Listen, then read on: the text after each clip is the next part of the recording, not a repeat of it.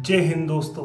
क्या आपको पता है कोई भी पत्नी अपने पति को 498 ए के केस में तुरंत जेल में नहीं डलवा सकती। जी दोस्तों, सुप्रीम कोर्ट का बहुत ही बड़ा फैसला आया है हाल ही 498 ए पर।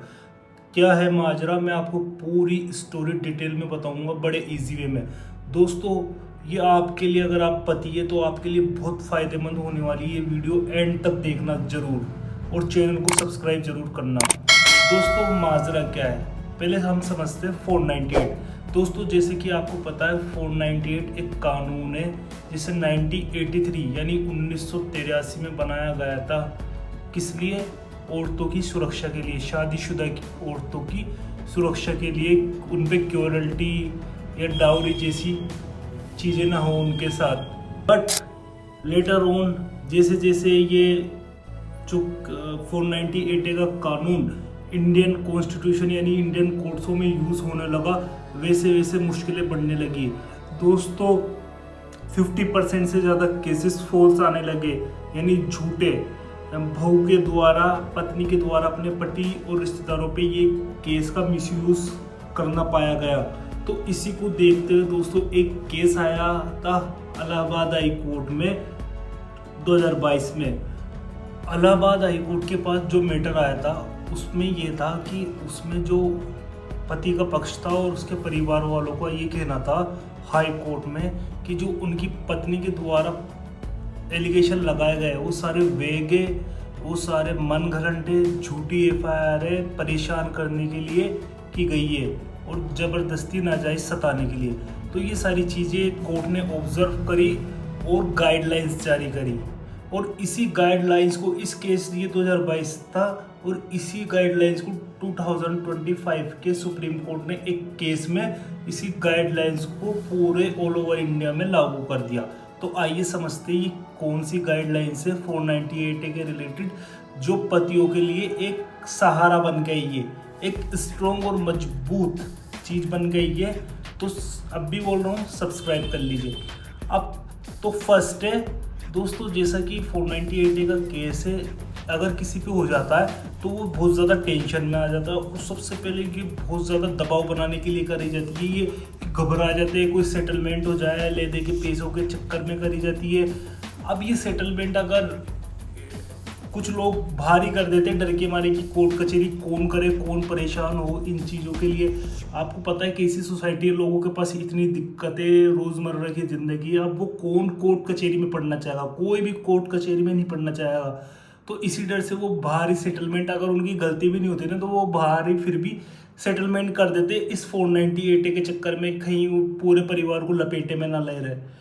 तो इसी को चलते हुए देख के ऑनरेबल सुप्रीम कोर्ट ने गाइडलाइन जारी करी है दोस्तों। जैसे कि अब 498 का अगर कोई पत्नी आप पे 498 का केस करती है आप पे और आपके परिवार वालों पे, तो सबसे पहले क्या होगा? पहले क्या तुरंत कार्रवाई हो जाती थी। पहले इस गाइडलाइन से पहले जब किसी पे 498 का केस होता था तो पति को बिना उसकी बात सुने पुलिस अरेस्ट कर लेती थी, बिना उसकी बात सुने अरेस्ट कर लेती थी।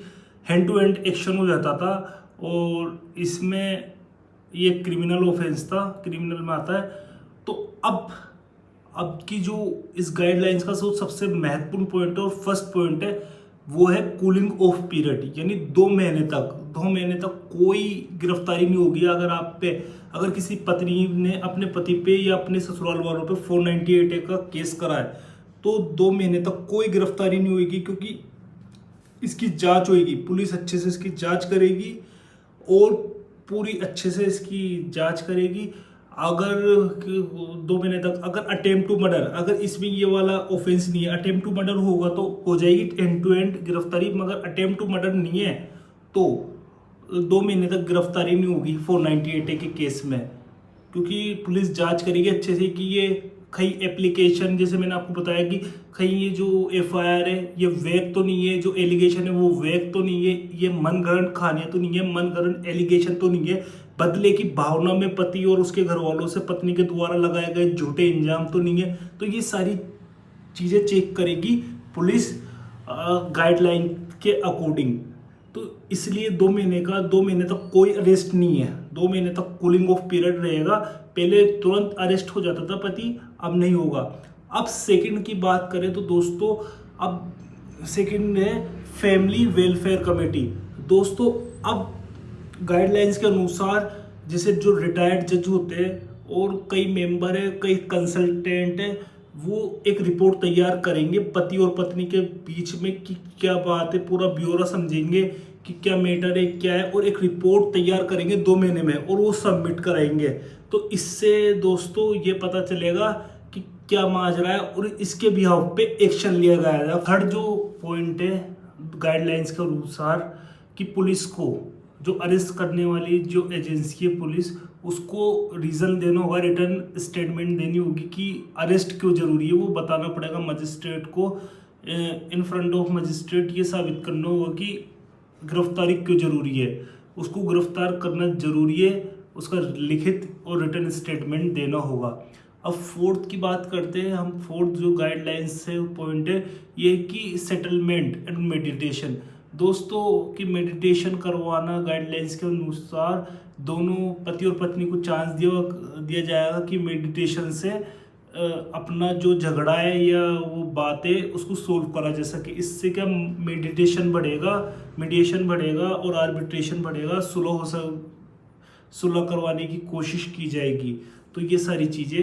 एंड लास्ट है अगर कोई झूठी शिकायतों के खिलाफ एक्शन, जैसे मैंने कहीं बताया कि बहुत सी जो 498 के केस है ज़्यादातर अधिकतर झूठे होते हैं और उनमें झूठे एलिगेशन होते हैं, वैग एलिगेशन होते हैं, मन गढ़ंत बातें होती है। तो इससे कैसे निपटा जाए, इसके निपटने के लिए अगर आप पे ऐसी कोई वेग एलिगेशन लगे तो CRPC की धारा, जैसे जो पुराना लॉ के अकॉर्डिंग है ये केस, तो उसके बता रहा हूँ मैं कि 482 CRPC के तहत हाई कोर्ट से क्वेश करवा सकते हैं। आप FIR को क्वेश करवा सकते हैं, ऐसी 498 की झूठी FIR को क्वेश करवा सकते हैं अंडर 482 CRPC के।